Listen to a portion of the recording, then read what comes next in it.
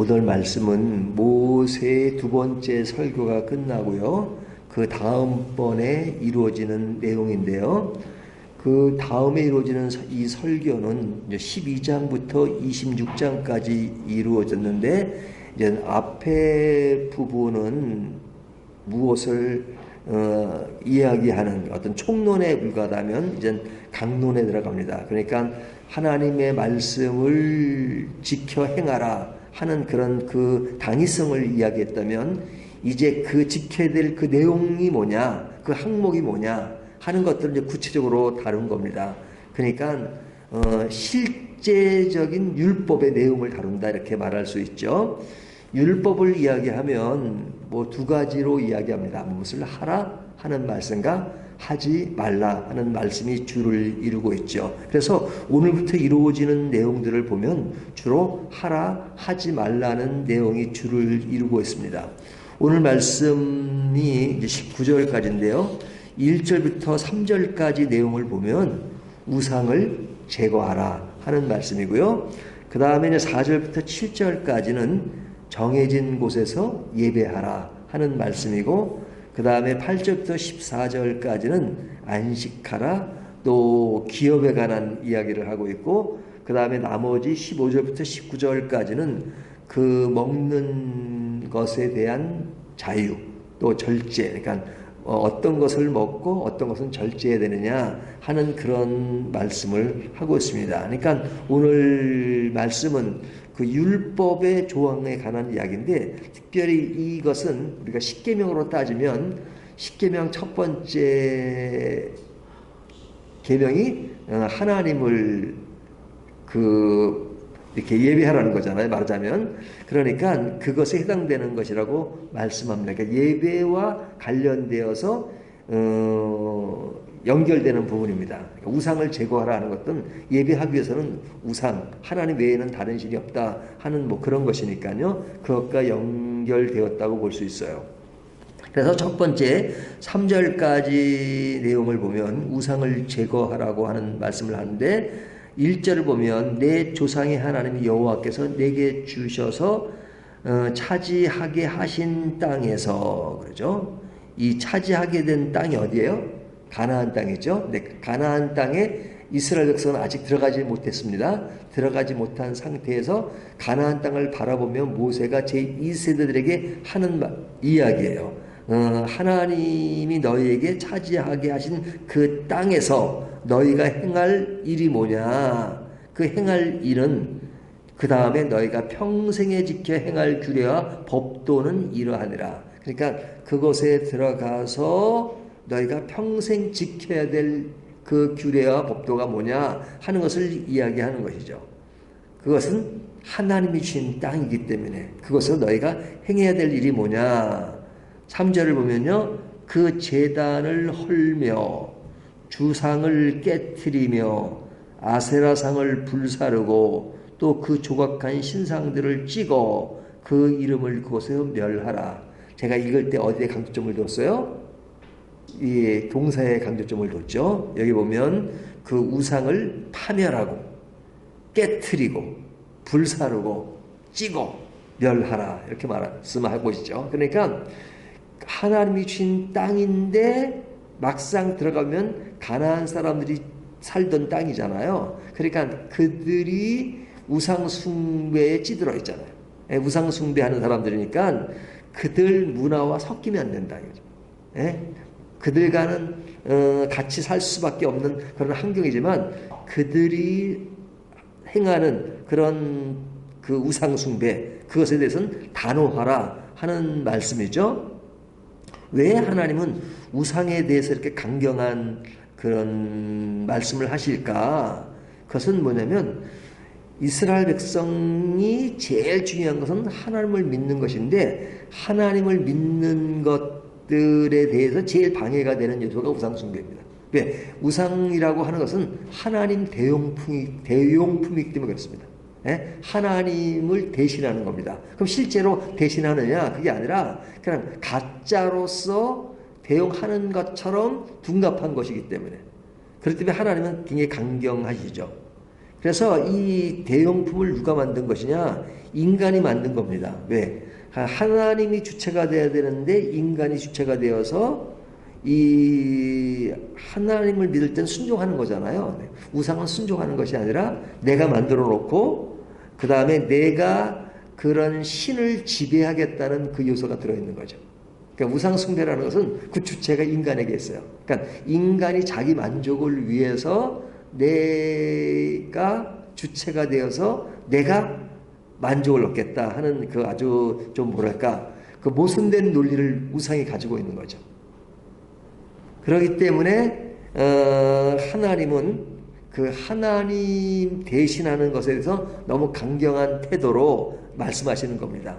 그래서 이스라엘 백성들이 가나안 땅에 들어가서 제일 처음에 해야 될 것은 우상부터 없애야 된다 이거죠. 우상부터. 그래서 그 우상부터 없애는 그 이야기는 오늘 우리들에게도 해당됩니다. 우리들이 신앙생활을 하면 제일 첫걸음이 뭐예요? 우상을 제거하는 것이죠. 우상을 제거하는 거죠. 돈이 없는 사람이 이제 돈을 모으려고 해요. 그러면 돈을 모으기 전에 제일 먼저 해야 될 것이 뭡니까? 있는 빚을 갚아야 되죠. 그 다음에 다음 단계가 되죠. 그러니까 빚 청산을 해야 되는 것처럼 이 우상에 대한 제거가 제일 중요합니다. 그래서 이 이스라엘 백성들에게 이제 구체적인 어떤 그 율법의 사항에 들어갈 때 우상을 제거하라는 말을 아주 강경하게 파멸하고 깨뜨리고 불사르고 멸하라 이렇게 말씀하십니다. 그리고 나서 이제 4절부터 이야기하는 것이 이제 예배하는 것을 강조하죠. 예배하는 것. 그래서 4절에 보면 너희의 하나님 여호와께서는 너희가 그처럼 행하지 말고 그 다음 절 오직 너희의 하나님 여호와께서 자기의 이름을 두시려고 너희 모든 지파 중에 택하신 곳인 그 계신 곳으로 찾아 나아가서 그러면서 6절에 보면 제사하는 것을 이야기합니다. 그러니까 그 하나님께 예배한다는 것, 그 당시에는 그 백성들이 이제 그 제사를 드리는 것, 그것과 이렇게 그것으로 설명하고 있는데요. 자, 그것은 어떤 것이어야 되냐? 그냥 무조건 뭐 제사만 드리면 되는 것이 아니라 그것은 반드시 하나님이 계신 곳이어야 된다. 이것을 이야기죠. 하나님이 계신 곳이어야 된다. 그러니까 하나님이 계신 곳이 어디예요? 하나님이 계신 것은 가시적으로는 성전이지만 지금 이 신명기 이 상태에서는 지금 성전이 없죠. 성전이 없죠.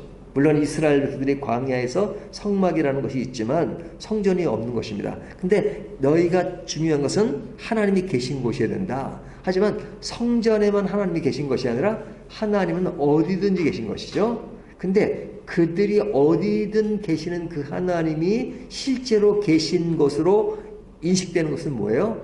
진짜 하나님 앞에 나가고 하나님을 찾아서 하나님께 진정한 것으로 예배 드리는 것, 이것이 하나님이 계신 곳이죠.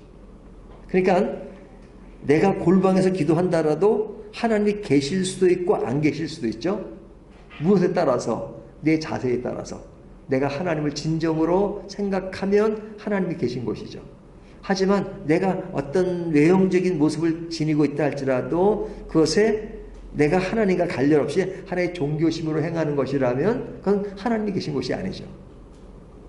그렇기 때문에 하나님은 늘 강조하는 것이 너희가 가나안 땅에 들어가면 하나님이 계신 곳에서 너희가 하나님께 제사를 드려야 된다 하는 것.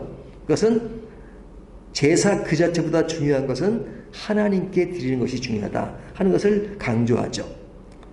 그러면서 그런 하나님께 드리는 것은 누가 드리느냐? 너희가 드린다 이거죠. 너희가. 그러니까 하나님 앞에 드릴 것은 너희가 드린다고 이야기하죠. 6절 보면 너희의 번제와 너희의 제물과 너희의 11조와 너희 손의 거제와 너희 서원제와 낙원 예물과 너희 소와 너희는 그리로 가져다가 드리고 뭐가 강조돼요? 너희.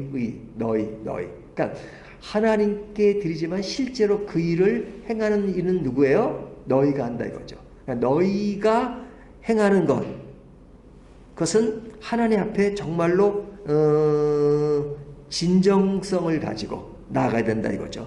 그렇게 되기 때문에 하나님 앞에 드리지만 너희가 진심으로 드리는 것이기 때문에 그렇게 되어질 때 나타나는 그 현상이 어떤 것이냐. 7절을 보면요. 거기 곧 너희 하나님 여호와 앞에서 먹고 너희의 하나님 여호와께서 너희 손으로 수고한 일에 복 주심으로 말미암아 너희와 너희의 가족이 즐거워할지니라. 즐거워한다 이렇게 말씀하시죠. 그러니까 즐거움이 있다는 말은 기쁨과 감사로 드리는 예배이기 때문에 그것에 대해서 엔조이한다 이거죠. 우리가 웨스트민스 신앙 고백서에 보면 인간의 제일 되는 목적이 뭐냐? 하나님을 영화롭게 하는 것이다 하는 것인데 그 영화롭게 한다는 말을 영어로는 enjoy한다 이렇게 표현되거든요. 예? 하나님을 즐긴다 이렇게 말하고 있죠. 그러니까 하나님께 드리는 예배는 하나님께 우리가 드리지만 그런 가운데 형성되는 것이 뭐냐? 기쁨과 즐거움이라는 거죠. 기쁨과 즐거움. 기쁨과 즐거움이 없고 그냥 억지로 그렇게 드리지 않으면 안 된다는 어떤 그런 아주 원치는 않지만 의무적인 것이 나를 지배한다면 즐거움과 기쁨이 없는 거죠. 억지로 하는 것. 그러니까 안 하면 뭐 벌을 받는다든지 뭐 그런 것 때문에 드려지는 것은 하나님이 즐겨 하시는 것이 아니다. 그것은 기쁨이 너희를 지배해야 된다. 그러니까 이스라엘 백성들이 가나안 땅에 들어가면 너희는 즐겁게 살라. 무엇으로 즐겁게 사느냐? 그런 우상 숭배에서 너희의 어떤 임식의 만족을 위한 것이 아니라 진정 하나님이 통치하시고 하나님이 인도하시니까 하나님과의 관계 속에서 하나님을 예배하며 그 속에서 너희가 하나님으로 인한 즐거움을 찾아라. 기쁨을 찾아라. 그것을 강조하는 것이죠. 이 이야기는 오늘날 우리들에게 우리가 예수님을 믿으면서 기쁨이 있고 즐거움이 있어야죠. 그것이 없고 그냥 교회는 다니는데 그냥 즐거움은 없어요. 기쁨은 없어요. 억지로 뭐 예수 안 믿으면 안 된다는 그런 강팍함 때문에 예수를 믿는 것이라면 그 얼마나 불행한 일입니까?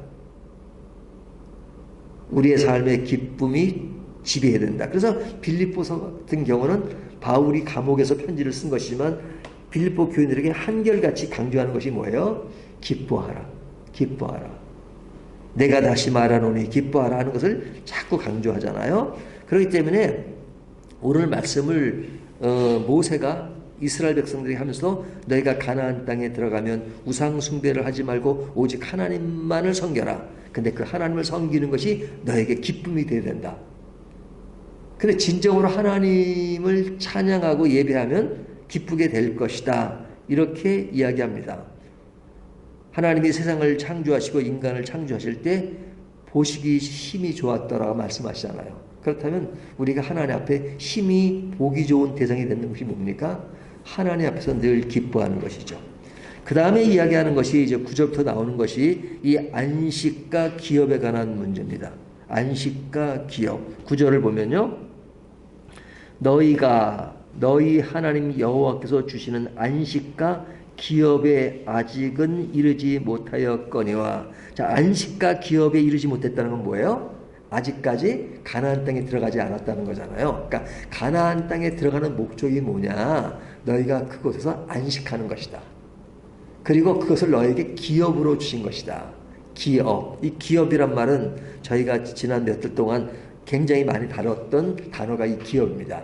기업, 유업, 상 같은 말입니다. 영어로 reward. 그러니까 이것은 하나님이 이스라엘 백성들에게 상으로 주신 거예요. 상으로 주신 거예요. 근데 그 상으로 주신 이것은 뭐냐? 너희가 안식하는 것이다. 그러니까 안식에 관한 것도 우리가 굉장히 많이 말씀드렸잖아요. 하나님 안에 거하는 것, 하나님 안에서 평안을 얻고 그리고 안정감을 누리는 것, 이것이 안식이죠. 그래서 이스라엘 백성들은 늘 만나면 샬롬 그랬잖아요. 그 평안을 추구하는 것은 뭐냐면 하나님 안에 안식에 거하겠다는 것이죠. 그러니까 하나님이 주신 땅은 하나님이 주시는 안식과 기업의 땅이라고 알 수 있죠. 이 이야기는 뭐냐면 우리가 예수를 믿어서 예수 안에 거한다는 것은 우리가 안식과 기업 안에 거한다는 겁니다. 그래서 이 안식과 기업은 하나님이 통치하시는 것이기 때문에 11절을 보면 뭐라고 말씀하고 계세요? 11절 너희는 너희의 하나님 여호와께서 자기 이름을 두시려고 택하실 그곳으로 내가 명령하는 것을 모두 가지고 갈지니 곧 너희의 번제와 너희의 희생가 이렇게 나오죠.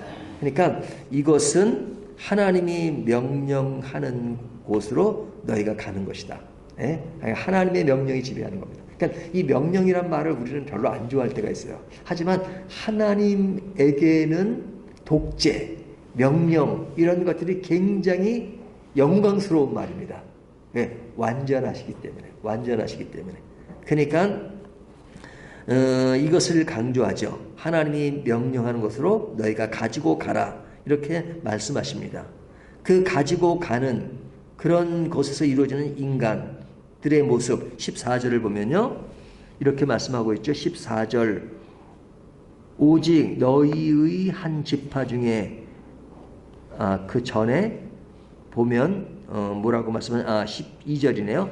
너희와 너희의 자녀와 노비와 함께 여기 자녀와 노비와 함께 이 자녀 또 노비 그 당시에 이제 종들이 있고 막 그랬잖아요. 이런 사람들과 사실은 그 당시는 구별이 있었지만 그러나 그 모든 사람들이 하나님 앞에서 같이 즐거워해야 된다. 여기 보면 그 레위 지파도 언급이 되고 있죠. 레위 지파. 그러니까 레위 지파는 제사의 일을 담당하는 사람들이었잖아요. 그러니까 제사하는 그들과 노비, 자녀 누구나 관계없이 하나님 앞에서 즐거워하는 것. 그 즐거워하는 것이 뭐냐? 그 명령에 따를 때 즐거움이 나타날 수 있다 하는 것을 강조하죠. 그러니까 신앙생활이라고 하는 것은 즐거움이 있어야 됩니다. 기쁨이 있어야 됩니다. 예수 믿는 게 너무너무 고달프면 그러면 참 그거 참 힘든 일이죠. 그러나 하나님의 구원과 하나님이 주시는 그 사랑, 은혜를 가지면 인생의 고달픔과 괴로움이 있을 때가 많지만 그런 가운데서도 아주 나만이 알 수 있는 어떤 기쁨이 나를 지배하잖아요. 이게 설명이 어려운 거죠. 내 인생에 고달픔이 많지만 그런 가운데서 기쁨이 나를 지배한다라는 말은 뭐예요? 이것이 막 이랑 어떤 감정적으로 막 교차가 되잖아요. 하지만 그 기초의 밑바닥에는 뭐냐면 하나님이 주시는 그런 안식과 기업이 있기 때문에 그런 가운데 견딜 수 있는 힘을 주시고, 그런 것을 내가 넘어질 때는 완전히 사람이 꼬꾸러진 것 같고 뭐 정신이 없는 것 같아요. 하지만 그런 가운데서 이렇게 뭔가를 하나 꼭 붙잡고 있는 그 무엇인가 있잖아요. 그것이 뭐예요? 하나님 주시는 평안과 기쁨이죠. 그것 때문에 사는 거잖아요. 그래서 안식과 기업이 얼마나 중요한가 하는 것을 이야기합니다. 그리고 이제 마지막으로 하나를 더 이야기하는 것이 이제 그 뒤에 15절 이후에 나타난 말씀이 뭐냐면 너희가 무엇을 먹을까 또 무엇을 먹지 말까 하는 이야기를 합니다. 무엇을 먹느냐 15절 보면요. 그러나 내 하나님 여호와께서 내게 주신 복을 따라 각 성에서 내 마음에 원하는 대로 가축을 잡아 그 고기를 먹을 수 있나니 곧 정한 자나 부정한 자를 막론하고 노루나 사슴을 먹는 것 같이 먹으려니 와 그러죠. 그러니까 먹는 것에 대한 자유를 주신 겁니다. 먹는 것. 고기를 먹나. 그러니까 이 먹는 것에 무엇을 먹느냐 하는 것을 이야기하죠. 하지만 16절에 보면 오직 그 피는 먹지 말고 그러죠. 그러니까 고기는 먹되 피는 먹지 말라 이렇게 말씀하죠. 그러니까 먹는 것과 먹지 말라는 것을 구별해요. 그렇지만 17절과 18절에 보면 그 먹는 것이지만 어떨 때는 먹어야 되고 어떨 때는 먹지 말아야 될 것을 또 구분합니다. 자, 그러니까 이게 말이 재밌죠? 첫 번째는 먹는 것을 이야기하고요. 두 번째 먹지 말아야 될 것을 얘기하고요. 그 다음에 먹는 것을 할지라도 어떨 때 먹지 말라. 어떨 땐 먹어라 하는 것이 17절과 18절에 나오는데, 고기를 먹되 각성에서, 이렇게 제물로 드리는 것은 각성, 각성에는 너희가 있는 곳에는 먹지 말라. 하지만 정해진 곳에서 먹어라. 그것은 레위지파의 그 제사를 드리는 것들은 그들과 함께 먹어라 하는 것이죠. 그러니까 예물로 드리는 그 동물은 너희가 집에서 너희 스스로 제사를 드리고 그러지 말고, 그래서 하지 말고 제사를 드린 곳에서 드린 다음에 제사장과 함께 먹어라 하는 것을 이야기하고 있죠. 그러니까 그 먹는 것에 대해서 어떤 자유와 절제를 동시에 주고 있습니다. 그러니까 하나님이신 그 땅에서 너희가 무엇을 먹고 먹지 말아야 될 것인가 하는 것을 이야기해요. 그러면서 18절과 19절에 보면 여호와 앞에 즐거움으로 하고 레인을 저버리지 말라. 레인들은 그 일을 담당하지만 너희가 그들을 저버리지 말라 하는 말씀을 합니다.